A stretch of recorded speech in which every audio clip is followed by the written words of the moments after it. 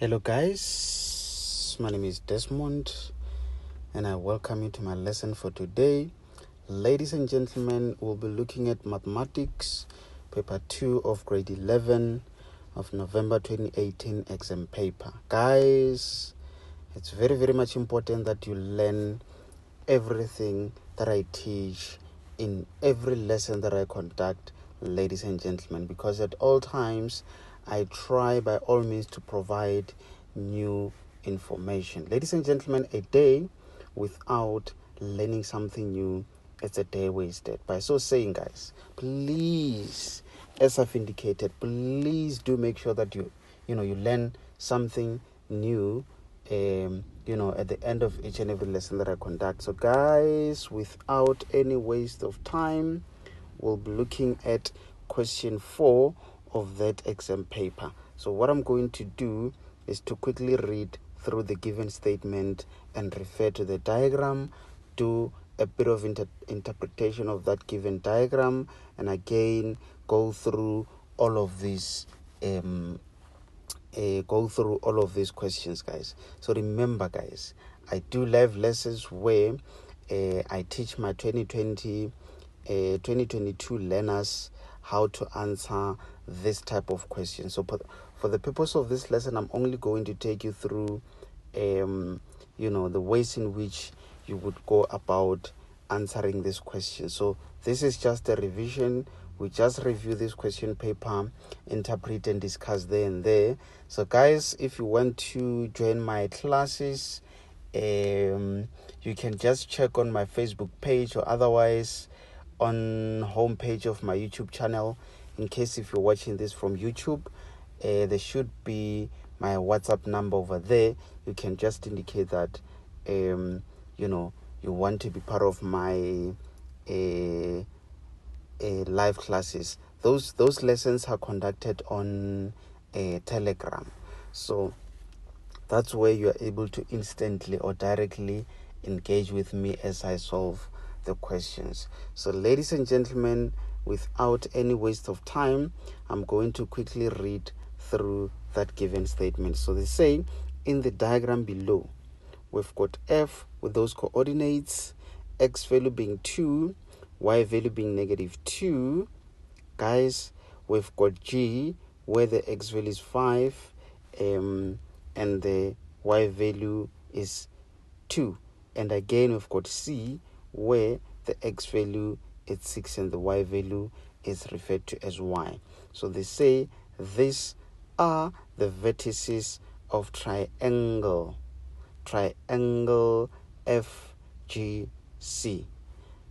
Also, they say FG is perpendicular to FC. So that sign, ladies and gentlemen, it means perpendicular. Okay, so we already know that perpendicular means multiplying the same gradients must be equals to -1. Okay, massively important, ladies and gentlemen, that you watch the lessons that I do on my website. That's where I teach you,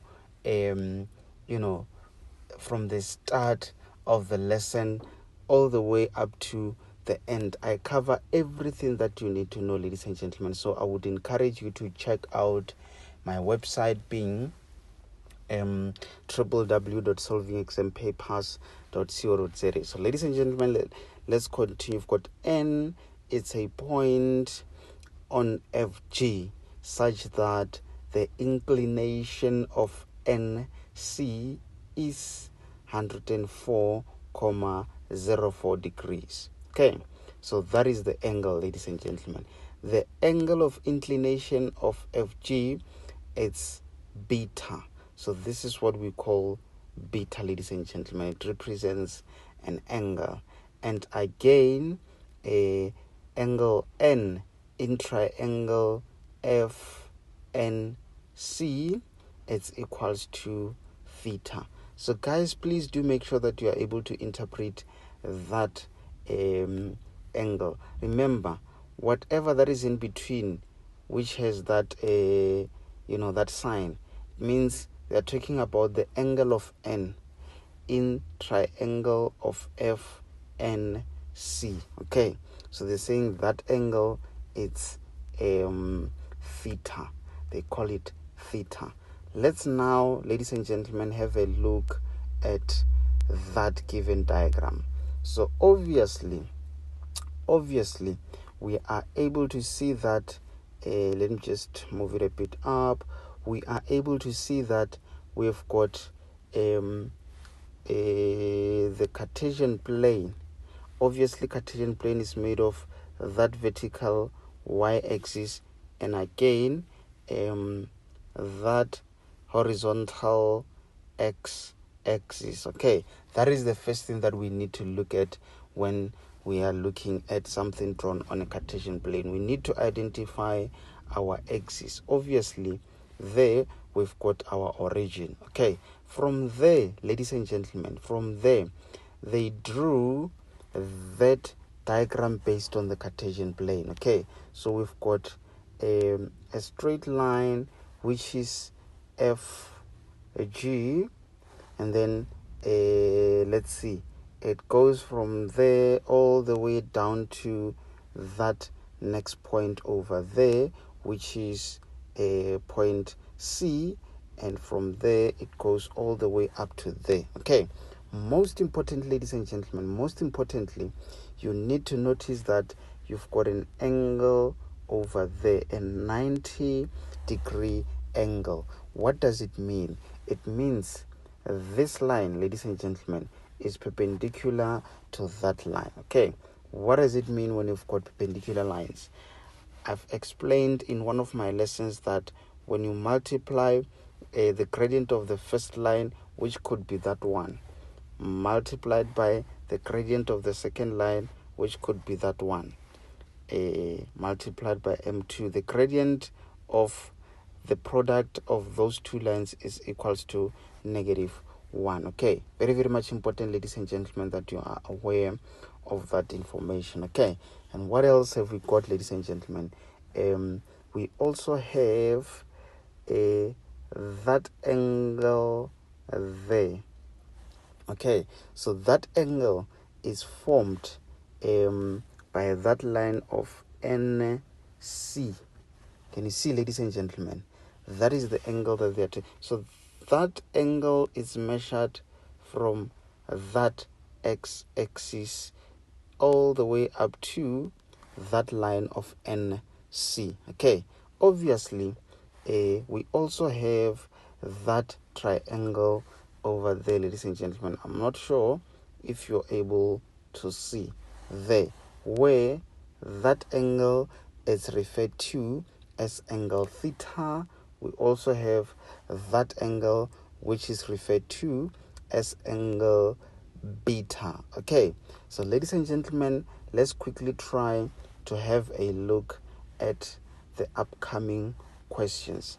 I hope you will fully understand, ladies and gentlemen, because this is not that much complicated. So something that I want you to also notice is the coordinates of C. Can you see the coordinates of C? We've got the x value being 6 and the y value being referred to as y. Okay, so let's now interpret the questions. And again, guys, for the fact that these questions are not allocated a lot of marks, means you don't need to stress that much. Okay, let's have a look at the first question. They're saying calculate the gradient. Which gradient? The gradient of FG. Okay, you know that when you calculate the gradient, you know you need two values of y, and again you need two values of x. This will help you to calculate the gradient. You know it. You need to know which gradient. In this case, they say the gradient of FG. Okay, so that means you need to concentrate on the coordinates of G and again the coordinates of F, and use those coordinates, ladies and gentlemen, to determine the gradient of FG. Okay, so guys, I hope it fully makes sense. So let's now have a look at the graph to check if we've got the coordinates of those. So obviously you can see over there we've got the coordinates of F. We also have the coordinates of G. So you can simply determine or calculate the gradient of FG. So now here on this question 4.2, they say calculate the Y value. Okay, so ladies and gentlemen, what an interesting question. You just need to be careful of what you're calculating. Okay, so obviously guys, you just calculated the gradient of that line, of which we know it's perpendicular to that line because it forms right angle there. So that means the gradient, ladies and gentlemen, of FG when multiplied by the gradient of FC, it's equals to -1. Okay, remember, I want you to notice where there's the coordinates of C. Can you see there the bottom corner, that corner at the bottom, or that vertex at the bottom? So you've got C being 6 and Y. Okay, so that means, ladies and gentlemen, that means you can use the coordinates. You can use the coordinates of F and the coordinates of C to substitute into that formula there for the gradient. Remember, you substitute everything in a form of Y. So obviously it's going to be Y minus, let's say the Y value there, it's -2 divided by X is 6, let's say minus 2. Obviously this is multiplied by whatever gradient that you got from the previous question. Then if maybe it's let's say it's 4/7, then you equate this to -1. It's more like you substituted everything on that formula, ladies and gentlemen. Therefore, you've got the numbers, you've got the numbers.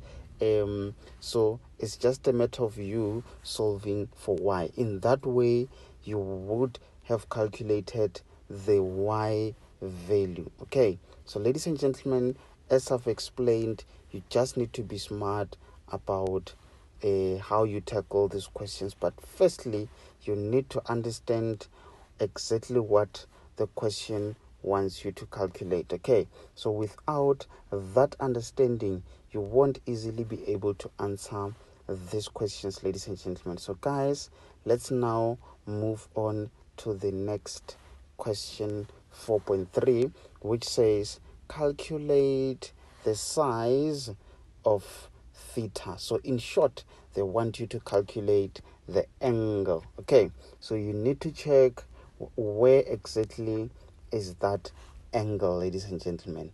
What an interesting question. So obviously guys, let's see. Obviously, based on that angle, ladies and gentlemen, already we know we can find that angle over there, of which I assume it should be 100. What is it, ladies and gentlemen? It should be 180 minus that angle. In that way, we are able to find that angle over there, ladies and gentlemen. So again, what else can we use in order to determine that angle, ladies and gentlemen? Let me just quickly try to check something. So guys, this is a tricky question, of which I'm trying to think of how best I can explain that part. So let's see guys, we've got that gradient, we also have that gradient. So now we have those coordinates over there, we have those coordinates over there. So for us to be able to calculate that angle theta, I'm just trying to think of something, ladies and gentlemen. Let me see. So we've got C, we've got that. the coordinates of n is not given, so we know we can find that angle over there, and then what else? I'm just trying to think, guys. Let me also check something. How many marks? So this question is allocated 3 marks, and for that reason it means it's not that much complicated, ladies and gentlemen. Let's see, I can get that length over there and use the coordinates of n. Let me just try to check if I've got information about n. No, I don't have n. It's a point such that the angle of inclination of that is beta, which is that over there. Okay, so guys, I think for this question I'll need to try to give myself to go through this question, and then from there I think I'll just include it in the lesson that I'll be doing tonight. So in case if you want to see a solution to this problem, just make sure that you go to my website www.solvingexampapers.co.za and what is it, online classes.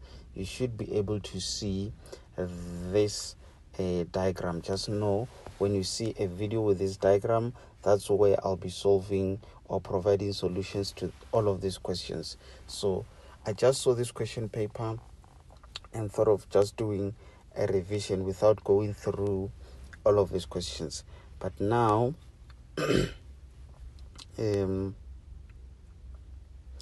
let's see, but now I'm actually trying to think if I can give it a try, but I see there's that one thing which I'm missing. Let me go back down there. Okay, now I see. Okay, now I see. So ladies and gentlemen, I think that question I will do it when I prepare for tonight's lesson where I solve all of these questions. So now question 4.4 says calculate the length of NC. What an interesting question again, ladies and gentlemen, and I have a feeling that you might need to have that angle first before you calculate that length of NC.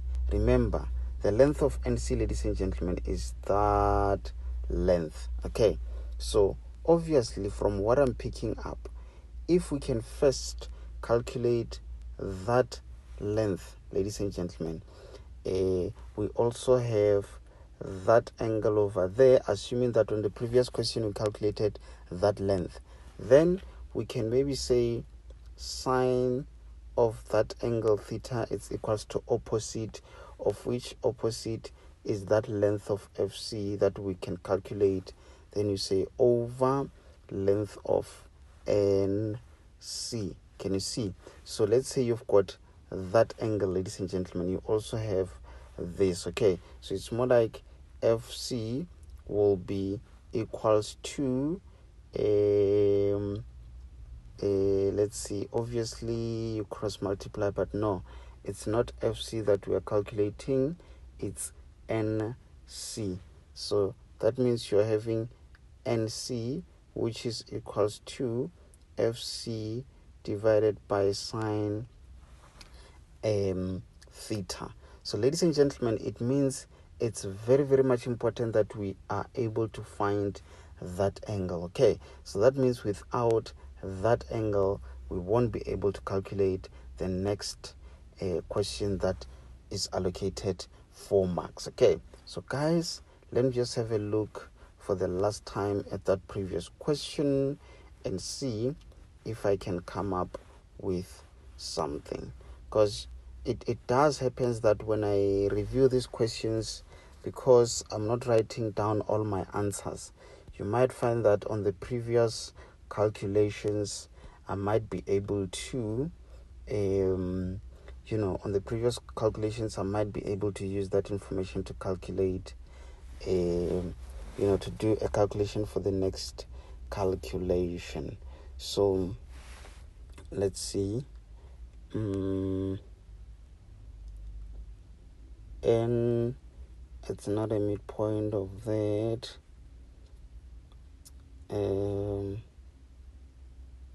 Those are the coordinates of G, F, C, and then you're given that angle, you can find that angle inside.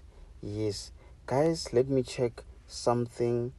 Okay, beta, then angle beta is also at that angle of triangle F, angle N. No, the angle of inclination of FG, where's FG? There's FG, is beta. Okay, so I think now I've got an idea. I've just noticed something. Let's check this, ladies and gentlemen. Tan beta, this should be equals to the gradient of a FG.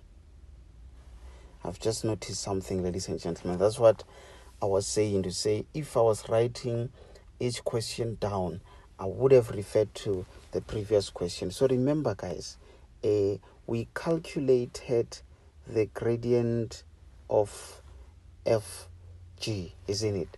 So that means beta could be the second function of a tan gradient of FG. Okay, so whatever value that we get over there, ladies and gentlemen, whatever value that we get over there, then that value is the angle of beta.